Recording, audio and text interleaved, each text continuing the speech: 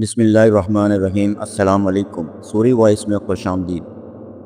9ویں صدی کے بغداد میں ایک بزرگ رہا کرتے تھے، امام ابن ابی دنیا۔ آج ان کی لکھی ہوئی کتابوں میں سے بہت کم کتابیں بچ سکی ہیں، لیکن ابن ابی دنیا اپنے دور کے عظیم محدث ابن ماجہ کے استاد ہوا کرتے تھے۔ وہی ابن ماجہ جن کی لکھی ہوئی سنن ابن ماجہ میں سے اور آپ احادیث کا علم حاصل کرتے ہیں۔ کہتے ہیں کہ ابن ابی دنیا ایک حیرت انگیز شخصیت کے مالک تھے۔ جب چاہتے کسی کو رلا دیتے اور جب چاہتے روتے روتے ان سے ہنسا سکتے تھے، لیکن ان تمام صلاحیتوں کے باوجود وہ ایک سچے انسان تھے۔ تفاسیر میں ان سے کئی حیرت انگیز روایات مل جاتی ہیں، اور جو واقعہ آج رات میں آپ کو سنانے جا رہا ہوں وہ انہی لاجواب روایات میں سے ایک روایت انگیز واقعہ ہے۔ ابی دنیا اپنے شیخ ابو منظر کے متعلق بتاتے ہوئے لکھتے ہیں کہ ایک مرتبہ حج کی خاطر ابو منظر ایک قافلے کے ساتھ مکہ جا رہے تھے کہ راستے میں بارش کی وجہ سے انہیں پہاڑوں کے درمیان ہی رکنا پڑ گیا، لیکن لوگ وہاں رکتے ہوئے ڈر رہے تھے۔ ان کا کہنا تھا کہ یہ جگہ جنات کی وادیوں میں سے ایک وادی ہے۔ تو ابو منظر بتاتے ہیں کہ میں نے ایک شخص کو دیکھا جو کافی عمر رسیدہ تھا۔ اس وقت بارش کے بعد بنے تالابوں میں سے ایک تالاب سے پانی اکٹھا کر رہا تھا۔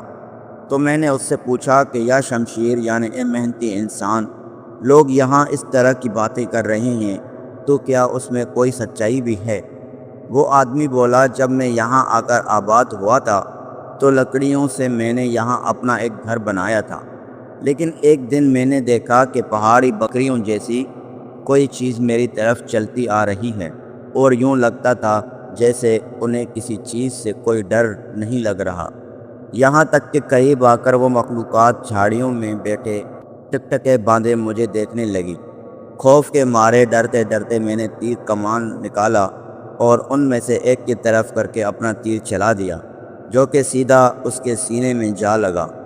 کچھ دیر تک تو خاموش رہی، لیکن پھر ایسی زوردار چیخیں سنائی دیں کہ درختوں کے بیٹھے تمام پرندے اڑ کر اس پہاڑ سے ہی دور چلے گئے، یہاں تک کہ وہ عجیب و غریب بکری جیسی مخلوقات بھی۔ اور میں نے غصے سے بھری ایک عورت کی سسکارتی آواز سنی کہ تو اسے قتل کیوں نہیں کر رہا؟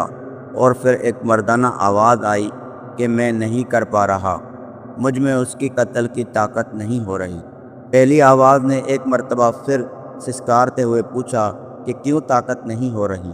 اور دوسرے نے جواب دیا، جب اس نے یہاں گھر بنایا تو اس وقت اس نے اللہ سے پناہ مانگ لی تھی۔ اور وہ شخص بتاتا ہے کہ آواز کو یہ کہتا سن کر میرا زور زور سے دھڑکتا دل فوراً ہی مطمئن ہو گیا، اور تب سے میں روز اللہ کی پناہ مانگتے ہوئے اس پہاڑ پر ہی رہتا ہوں۔